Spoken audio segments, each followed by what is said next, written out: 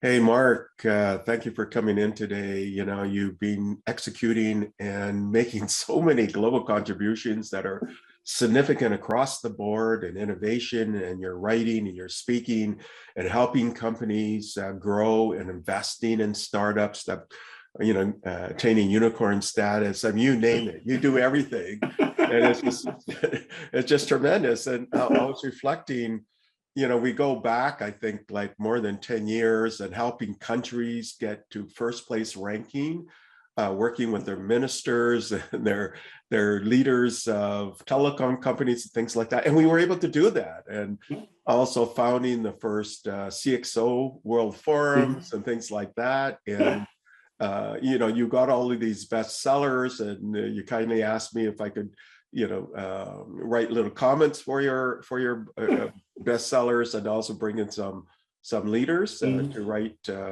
portions in your bestsellers. I mean, I can't think of an area where you haven't done or demonstrated great leadership, including this year at the World Economic Forum, right? So anyways, that's the introduction. Thank you for coming in, and we'll start mining in what you're doing lately in our conversation. And I should say to the audience, all my interviews are unscripted, so we'll see where it goes, right? So.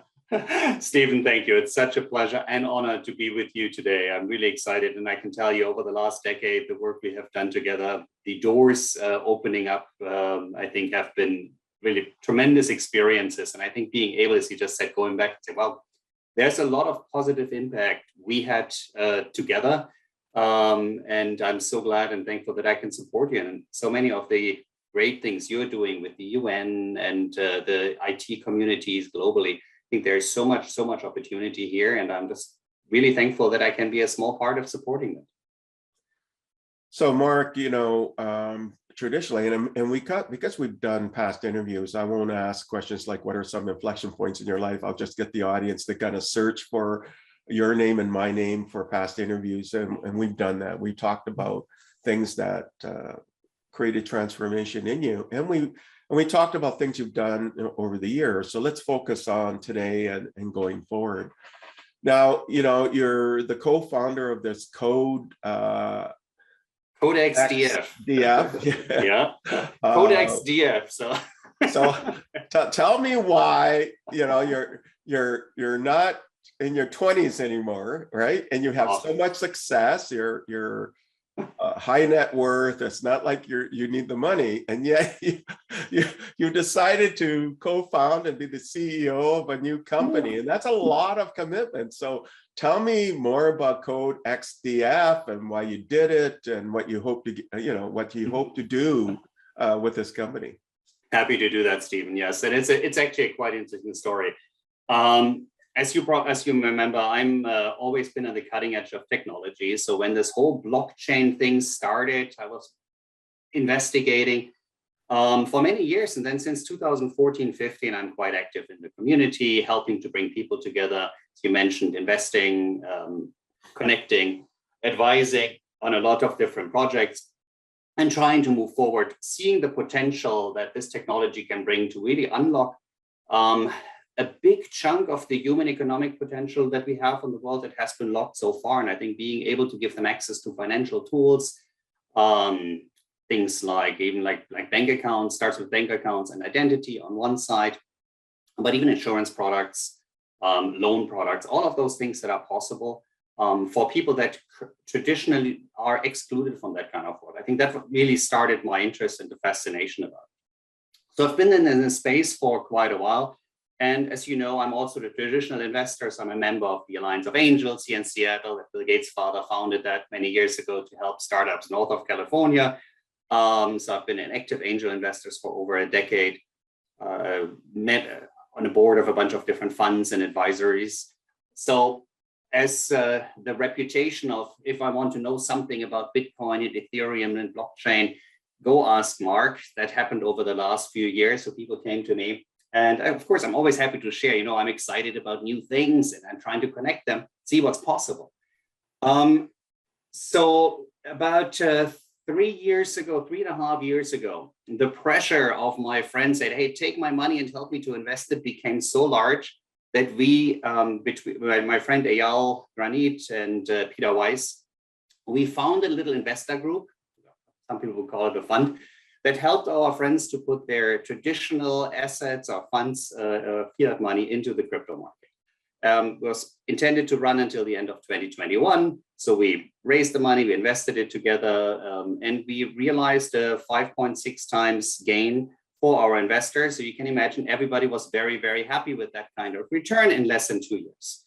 So the question came back, and so we called this, by the way, we called that Codex 3. So that's our investor group. That's where the Codex, the Latin word for ledger, blockchain is a ledger. So that's where the whole thing came from. And of course, the existing investors said, do it again. Let's keep our money and invest it again. We like 5.6 times returns. They said, yeah, I can understand that. So we looked, the three of us looked and realized that with all the new possibilities, the decentralized finance market, international investment opportunities, the challenges of accurate accounting for taxes and for reporting were really, really difficult to solve. So I said, well, I'm an enterprise software person for 30 years. I know I look like 25, but yes, it is a long, long time. So I've looked around and said, man, there must be a software solution. This can't be just manual work. So I called friends that are running billion-dollar funds in the crypto space. I said, what are you using? There must be professional software for your accounting. I said, yeah, I got basically two answers. One answer was, yes, very professional software. It's called Google Sheets. And the other answer was, we are using very professional software. It's called Microsoft Excel. And then a lot of manpower, hand waving, trying to figure out how to keep an overview. I said, well, there must be a better solution. So Eyal has a background in building databases for Sun and Amazon and Facebook. A lot of my friends are responsible for some of the largest data centers and technologies, things like Azure and, again, storage for Facebook. So he said there must be a way to find an IT solution to do that. We started to hire a couple of really cool people that have built things like the Mozilla driver with browser with Mark Andreessen in the 90s, and build a prototype. That can it be done? Can we take crypto transactions, turn them into accounting transactions, and then make them available to run compliant reports? And the answer is yes, we can.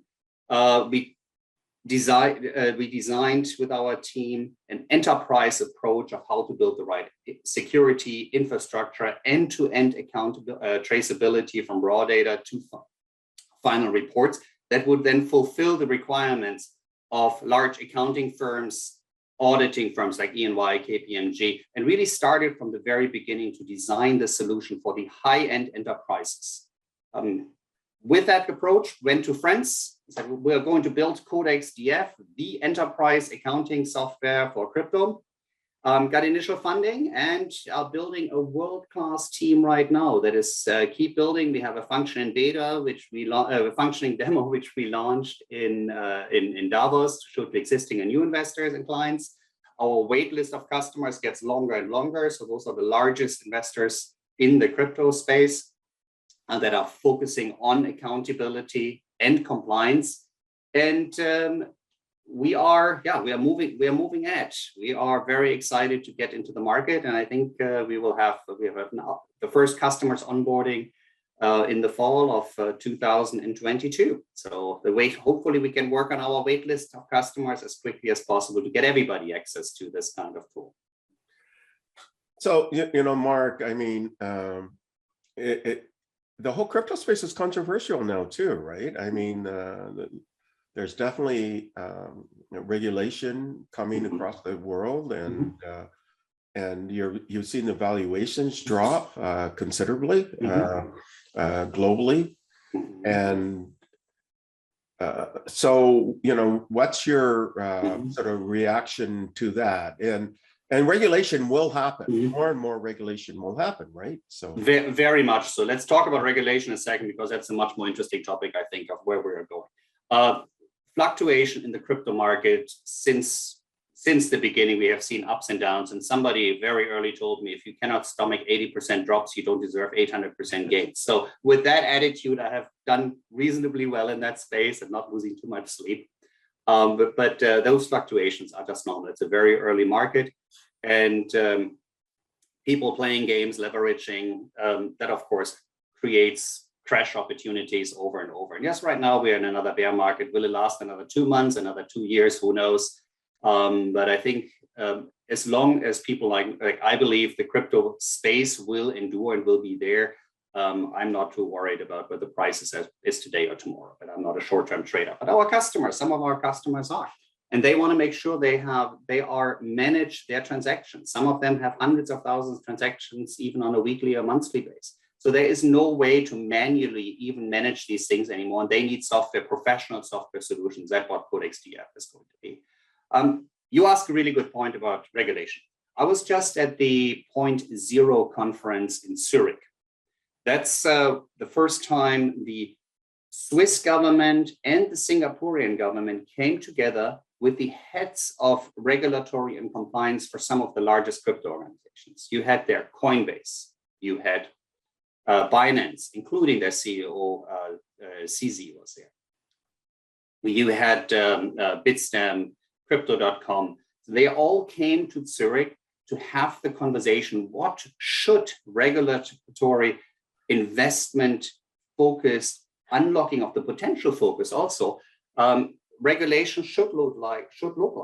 And it was really interesting to see the regulatory and the largest player to work together, not only on the centralized finance space, but also discussing what is possible in the decentralized space.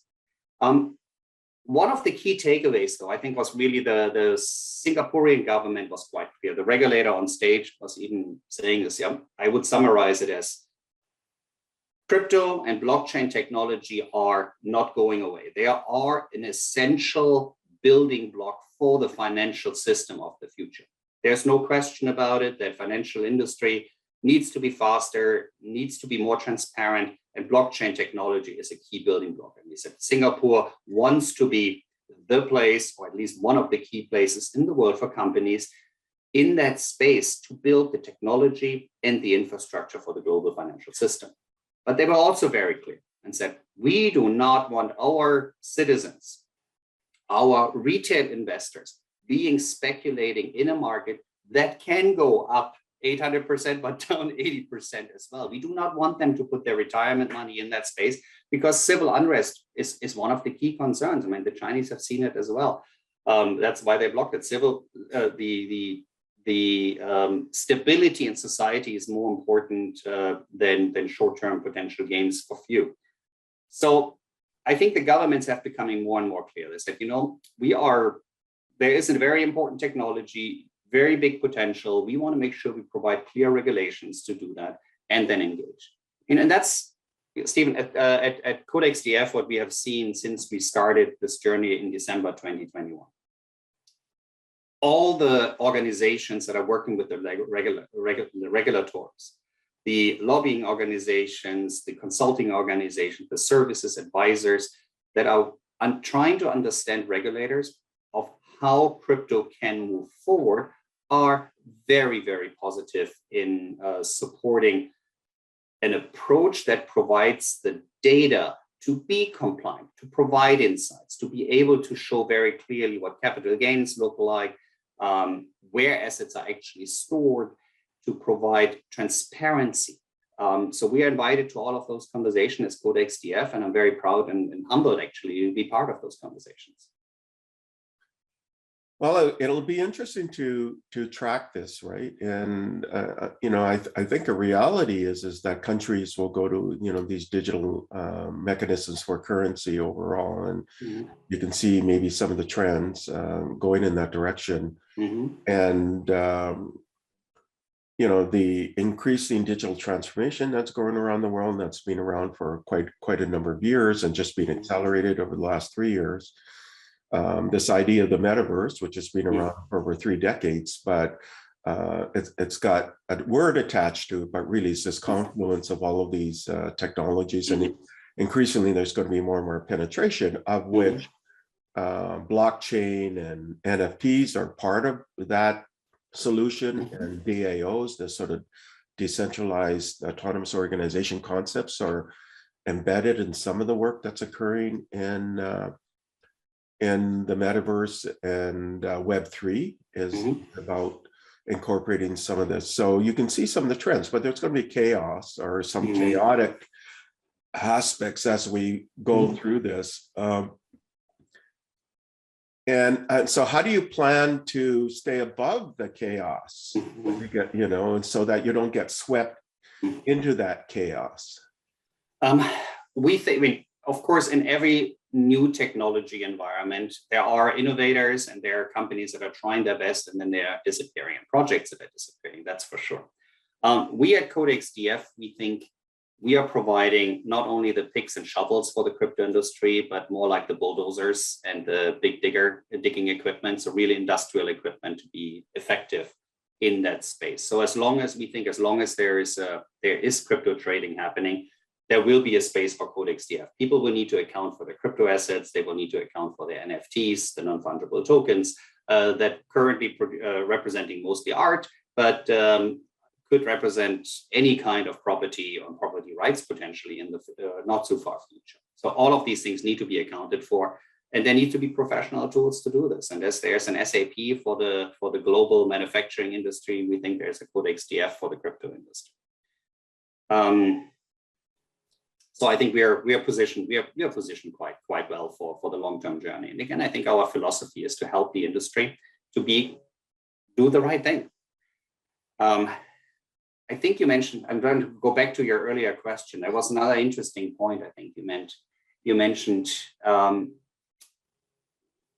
I should have taken notes to make sure I'm not forgetting your questions. I'm getting them all answered because they are so good. I think you talked about if I got help me for a second. What am I missing? There was something when you started the question. There was something I'm missing. I need to write it down. Well, usually when I mention something, I pack quite a bit. Yes. Each one of which could be an interview, right? If we were to drill down further. So yeah. No, Steve, we've talking for so long, and your questions, your thinking are so spot on. So I really need to make sure I'm taking notes all the time. I'm not missing anything. This is golden. Absolutely. I think you ask about NFTs and Web3 in general, and I think it is quite clear that there are opportunities for new technology to make things easier. I think one of the things your question triggered was efficiency in the financial markets in general. We have seen what the internet does to communication. I mean, it's you and I probably remember times when you actually had to send a letter and it was okay to wait for a week to get an answer. Fax machines were, they were something that you were actually using, but sending an email and you get a response seconds later from the other side of the world, that was just even not possible to even imagine for most of us. And of course, now it's absolutely normal. The financial system is very, very far behind it. Mr. Wunderbar put it quite nicely at the crypto conference in the Bahamas. He said, I was trying to buy a property and the wire got lost. And the banks couldn't even figure out where it went. And you have to understand the wire is basically a piece of paper and somebody called somebody else. And then there's a telex going around. And if the piece of paper disappears, well, a couple of $1 million might be disappearing and they have to find them somewhere in a shredder or in a garbage bin because nobody knows where the piece of paper is. And with blockchain technology, that would be completely unnecessary. You can send stable coins like USDCs around the globe in seconds. At any amount. You could say it could be a couple of dollars, it could be millions. And I think that's the future of what the financial system should look like. The costs need to be, the speed will go up dramatically, and the cost of transaction costs will need to go down dramatically as well. So access to those financial tools are not cost prohibitive, but they are really able to be utilized by basically everybody around the globe. Yeah, so I want to separate crypto, which is much more controversial, and there's a lot of people who don't believe in crypto, and there's people who support it. Governments are quite wary of it, I think, generally, and trying to figure it out, and also to regulate it, because right now there probably isn't enough regulation, or I would say there isn't enough regulation in the marketplace, and so they ultimately want to protect people, right? And then there's blockchain, and then blockchain itself as a technology. There's things like ethical mining, and you can use blockchain to help with ethical mining, or there's financial inclusion. So you can use blockchain technology, not associated crypto now, but just providing much more assurance on the financial inclusion side, or in healthcare, or in agricultural products. So there, or in supply chain. So there's all of those aspects of the blockchain. So I'd like to get because you're being embedded in this so much. Now let's separate out the crypto. Yeah. On the blockchain, where do you see that going? And Stephen, in my thinking, I've really gone through a couple of cycles there as well, and I would say I've tested both sides of the arguments. Blockchain itself is, as a technology, is more like a database, right? So you have a lot of business applications, business scenarios can be made better by having better databases, and blockchain as a decentralized database has advantages, but also disadvantages versus a centralized database. And there are private blockchain implementations that have helped consortiums, for example, to work more efficiently together. There's good examples from, I think, the UK, where the BP at one point outlines that, we were able to work with our transporting oil from one place to another. There's a trucking company, there are insurance companies, there's financial flows that need to be happening, there's different suppliers in the whole way. And if we would have combined our databases together, it would have been a 2-year IT project. We took an off-the-shelf blockchain solution, created a private environment. We were able to create this environment in 2 months. So there's definitely a business benefit of using blockchain-based databases. But separating the public use of blockchains from crypto starts to get really difficult, I think. The question is the incentive mechanism. How do you make sure that a public good, potentially, like a public blockchain, is maintained, is continued to evolve, that security is applied to it? There are different, getting to technology, we're getting into the consensus mechanisms. There's proof of stake that is definitely more environmental friendly of what proof of work is in Bitcoin, or at least less energy incentive. But sometimes this discussion about energy use and environmentalism, there are some interesting aspects that are not always considered. Let me give you a thought here. So what is Bitcoin? We have a lot of conversations, of course, about Bitcoin using a lot of energy. And that is absolutely true. And that is the way it is designed. Now, saying there's a lot of other blockchains and public blockchains that have different consensus mechanisms, like Ethereum tries to go to a proof of stake, and there are other consensus mechanisms in there. So don't get them confused, but that's focusing on Bitcoin because it's the largest one. It has this energy consumption model. But it is designed to turn energy into consensus. Now, if we are burning fossil fuel, oil, coal, that is, of course, environmentally completely irresponsible. We shouldn't do that. We should make sure that we are using clean energy wherever possible, not only in the crypto space. And the sun provides a lot of opportunity there as one possibility. Now, on the flip side, though, turning energy into value by contributing to this global network provides economic potential to areas of the world that are otherwise completely excluded. What is Mark saying here? Let me give you an example. Over 90% of dams in the United States are not used for hydro energy production. They're just too far remote for it to be efficient to transport electricity into the normal grid. By the way, a similar issue with all the flare gas thing that happens in Texas and other areas of the world. Just energy can only be transported economically over a certain distance. And there are many, many more places around the world where, for example, water, hydro, could be turned into electricity. But it's not economically, again, viable to transport that electricity where it actually is needed. Now, here is where something like Bitcoin can play a key role, because you can mine the Bitcoin directly at the energy source. You can take all of the energy that's produced by, for example, a dam, turn it into Bitcoin, very environmental friendly, and therefore create economic opportunity value generation for the specific community around that potentially very remote location, and provide access to a global financial system, a value creation system that otherwise wouldn't be possible. And then, of course, we all know when you bring economic growth into an area and you invest it wisely in education and infrastructure, a lot of good things can happen. Okay, so let's move off of this area of blockchain and crypto and so on. We spent about half an hour in that area.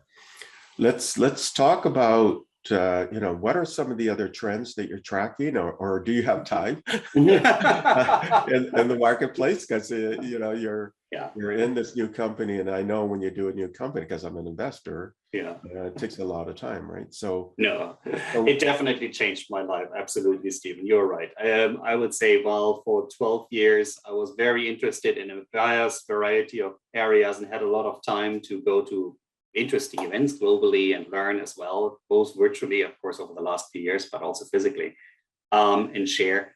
Building a company is more than a full-time job. So there's no question about it. A 40-hour week is not cutting it to build a company.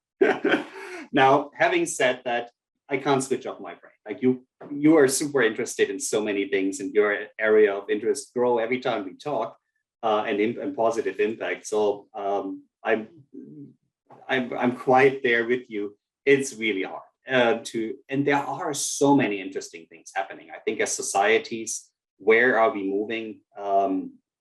The whole remote work, but also how people reevaluate what's important to them individually, how they want to live, how they want to work, how they want to contribute value, where they want to live. I think the last 2.5 years have been an experiment on an individual level as well for many people, seeing what's possible. And I think that's going to change. It's going to change how we connect with each other, how we travel, physically connect with each other, how we work, and what this means for education and work opportunities. So at CodexDF, we are hiring, we have a headquarters near Seattle, but we are hiring people anywhere in the world. We just brought somebody in from Paris and another person from Denver in our development organization, because it has been established over the years that it is definitely possible to work remotely and across time zones.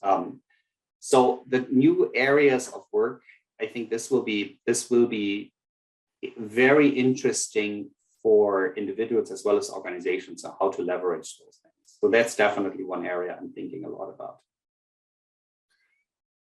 I guess, to make it a little bit easier, because you're spending so much time in your company, is, you've been an innovator for so many years. You've invested in startups for many, many years. You know what works and what doesn't, or which startups do the best. So maybe we'll focus a little bit more of the conversation on companies, startup, and some of the metrics that you find are working to make sure it works, right? So if you can distill that into maybe 5 things. So you mentioned, for example, one, that when you are hiring, that hiring now is global and remote works, and you're not going to be, tied to your regional sort of workforce anymore. It's really a global workforce that you're going to ingest into your startup. Are there other sort of key areas that maybe as advice that you want to give to the audience based on your years of investment, on innovating within Microsoft, and now having this company? Yeah, absolutely. And it's something I've learned very early on, and then had to relearn over and over in my time as an investor. You say, when I went to my very first investor meeting, so both as an investor, as an entrepreneur, in every company I've worked with, I've always tried to surround myself with people that are smarter than me. So that's why, Stephen, very happy to talk with you again today. So it's because I want to learn. I want to learn, and I want to make sure I try to avoid as many mistakes as possible if I can learn from others. So when I started my journey as an angel investor, I went to one of those investor groups. And I sat next to this gentleman and said, "So how long are you investing?" And he said, "Well, for about 10 years. I said, "Okay. So what have you learned how to predict the success of these companies that are pitching to us, because you get these pitches, they show up, they show beautiful decks. You've seen pitch decks all the time. They have fine-tuned their presentation many times. So it starts, they all start to look really good usually. So I asked him, so how do you know? How do you make sure all these exciting ideas, it could be medical, it could be technology, it could be something mechanical, or fashion sometimes, all of these things, how do you make sure you decide as an investor, what are the right areas to invest? So he looked at me and said, well, Mark, when I started, I came in with the hypothesis that success of these organizations is determined by the people. I said, okay, tell me more. I said, well, when I started, I thought it's about 80% people and 20% the idea and the concept. I said, okay, that sounds good. And now, he said, well, but 10 years later, I've realized it's 98% people and 2% idea.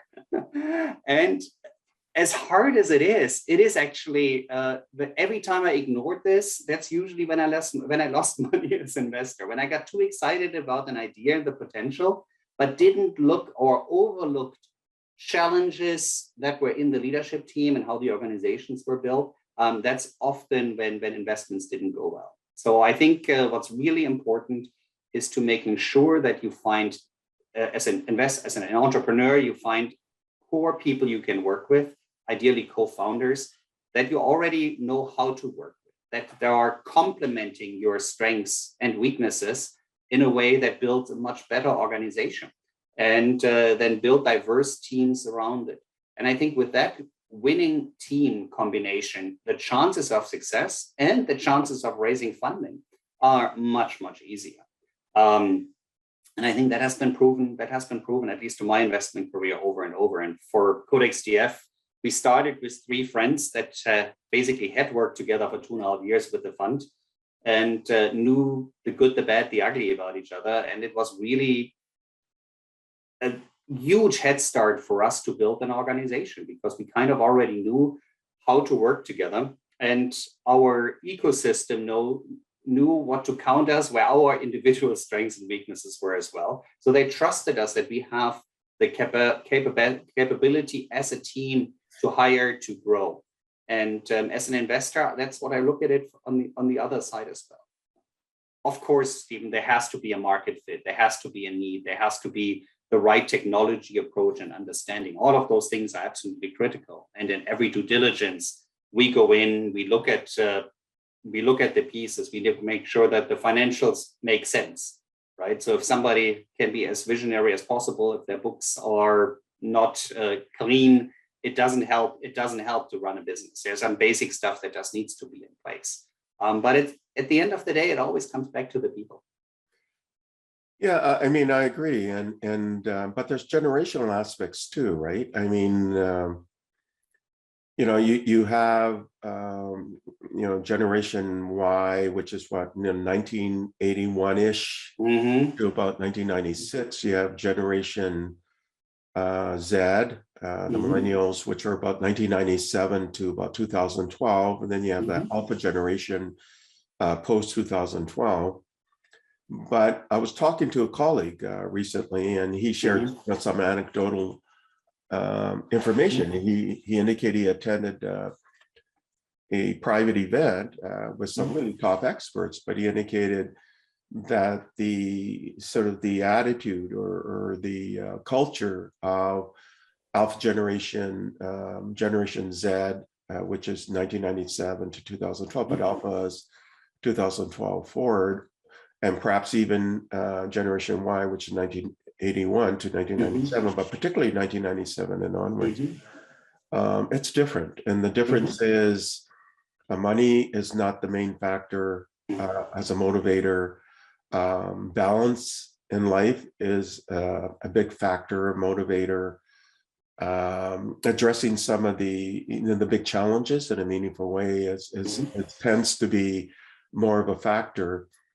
And with the older generations, it was about trying to get some kind of stable base, working 7 days a week, and working on holidays and things like that.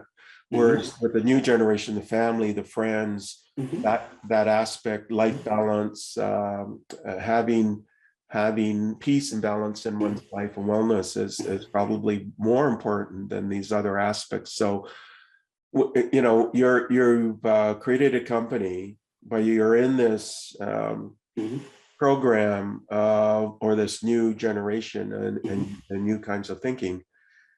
And yet instinctively, I always feel that to do a startup and to be successful, you've got to work Sundays sometimes, and you've got to get up at 2 o'clock in the morning, and because you've got to serve that company, that startup first. I'm not talking about an enterprise that's already mature. I'm talking about a startup where things are, continually volatile. So you got to address that volatility and address challenges, and it's always a roller coaster initially, right? So what are your feelings on that, right? Do you believe that you're going to have to then pick the people who are willing to, look at sort of that old style culture, or can you live with the new style culture and yet still build a unicorn, for example? Unicorn being $1 billion+ valuation company. Always believe this: you work smart and hard. That's me personally, at least. But let me unpack this. There's so much in your question here. First of all, I think you are absolutely right. There is a change in priorities, generationals, but there's also a factor of history and location. So while I would say people that grew up with having never to worry about the basics in Canada, most of the US, Western Europe, have probably different life experiences and values than people that have struggled just getting to where they are today. So I think there's definitely differences in general. Having said that, though, one of our the friends running a game development studio called BoomZap, they put it already like 10, 15 years. They're working completely remote. And I think I've mentioned them before. They are hiring, they said they're paying everybody the same salaries around the globally. And they get this, I said that we get the best people out of the Philippines working for us, because we pay them basically not only 5 times of what they make usually in Manila, but more importantly, and I talked to some of their leaders, of their product development leaders, and one of them, she said it quite nicely and said, yeah, the money is great, but more importantly is I do not have to spend 2 hours or sometimes 3 hours each way to get into an office and back. So I can actually spend time with my family, my friends, and have a life. And I think that is absolutely important. We can talk about gradual things, but I think everybody comes to the point where they say, you know what, at the end of the day, you can't eat money. And you can't take it with you. But what's really important is the quality time you've spent with people in your life, the positive impacts you've made for families, for friends, for communities, like giving back to the education focus on the IT side we're working together on, contributing to the UN as you do a lot, driving AI for good. Those are all things that are positively impacting environments. And the question, like, where's the line between work and fun? And that carries a little bit over of building a startup. It is, for me, this is an opportunity. This is my baby. I can see there's something happening. But we had a very serious conversation within our family about this. That, yeah, there is an opportunity to build this company. And I really enjoy spending time with my family and with my friends. I actually literally said, I'm very fortunate to have nice people around me. And I do like spending time with them and having the conversation about, okay, what are the things, how do we prioritize what's possible, was very important, including focusing on remote work where it's possible. So yes, we have an office, but I'm calling in right now from my home office to making sure it is possible we have these conversations. And that's the same for all of our team. As we bring people on board, we want to make sure we have a very collaborative culture, open culture, where really any topic can be put on the table. I just came back from working 5 weeks from Europe with all the events, like during the World Economic Forum. I was in Davos and I was in Zurich. I met customers and potential investors, and came back. And then we had, what really made my day, I would say, was all the one-on-ones I had with people we brought on board earlier this year, some people had just joined, but consistently people came and said, you know what, Mark, this is what's really on my mind. This is what I'm worried about. I'm not so sure if this is the right thing to discuss because we don't know each other, but we walked through these things and they were all brilliant conversations that were really important to unlock things we haven't seen, helping us as an organization, helping with product development and really bringing things out and creating that kind of culture where the individuals can be who they are and bring the best they have into the work environment in the time allocated, but still having a life. I think that is really important. Yeah, so you're trying to institute some kind of hybrid model, right? So it's virtual, but yet being mindful of this need to have some balance and so on, right? So, yeah. Well, it's interesting. And, I'm going to follow your company. And now, outside of your company and the things that you're doing, and this will be my last question, do you have any recommendations to the audience? The one thing is just always be curious. We are living in times where lots of things are happening, but it's also an unbelievable amount of information is available. And being mindful of what that information is, where it is coming from, being fact conscious, I think those are really, really important mindsets to look at our world and keep educating, not jumping to conclusions, but really trying to understand what's happening. I mentioned the Point Zero conference. We had the CEO of Palantir who was speaking, and it was interesting. He spoke in German, so it was probably a little bit more direct than what it would have happened if he would have spoken on American TV, for example. But he was quite clear. He said, what he really liked about the Swiss is even if people have a different opinion, you can assume that they have at least evaluated the facts and have facts on their side that are at least supporting the position they have. So you can have factual conversations.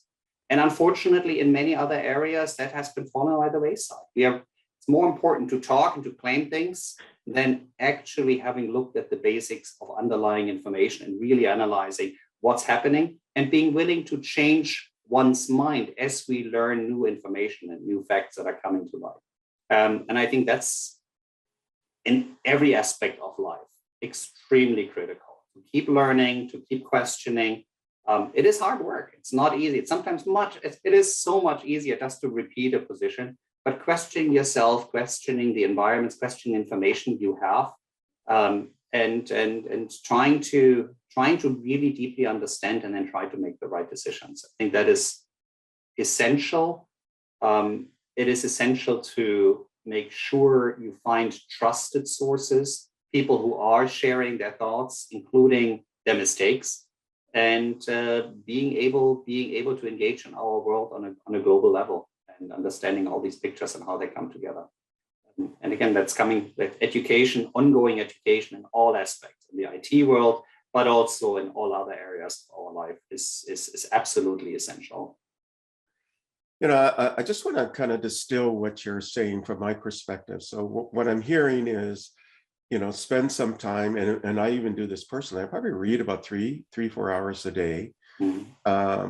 Try to look for trusted sources because then the information is more dependable, but also have critical thinking throughout this so that you can discern what is promotion, but what is the underlying reliable information behind it. And then also, because you're trying to build community and relationships that are trusted, do active listening, understand the other's position, and reflect on it because that's their truth.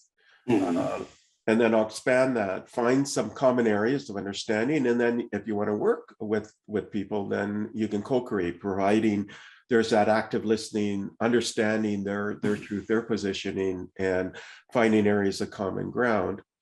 And you take a proactive approach. So you're always out there, learning, continuing learning, embracing information, being agile and not stuck. And that's staying in this area, the boundary between what's total chaos and what's comfortable, but in this boundary area, which is where innovation occurs, and making sure that you stay there. And that's sort of the near impossible or the near possible, however you want to frame it. Mhm.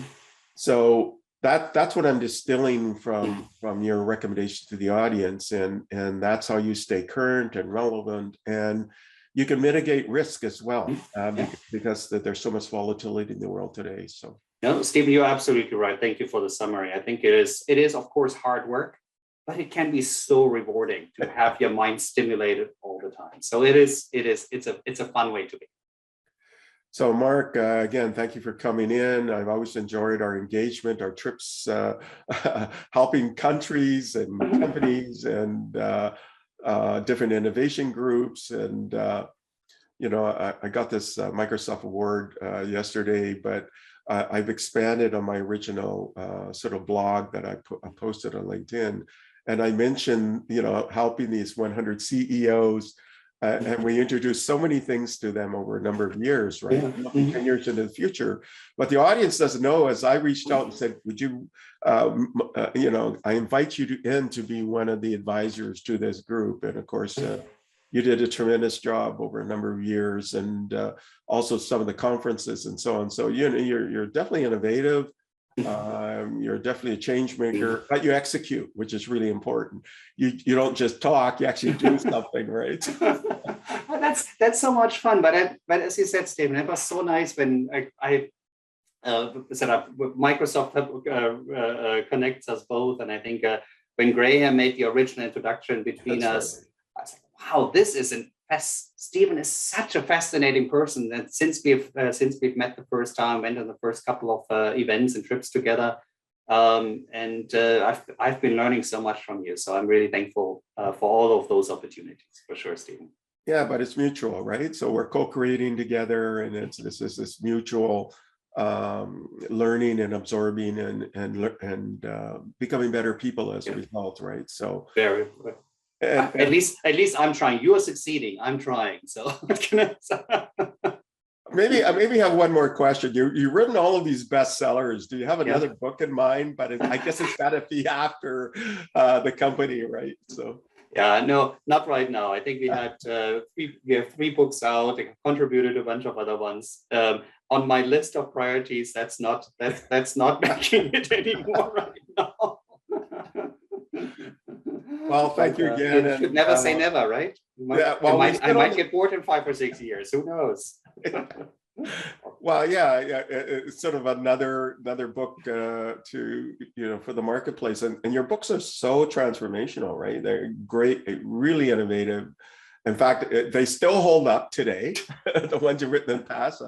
I recommend that people drill into your background. I don't know if your books are still available, and if they are. I think some of them at least online. But I was looking back to the agility book from 2010, and where we are looking at different IT capabilities, including remote work and remote management and cloud computing. I'm like, yep, that is.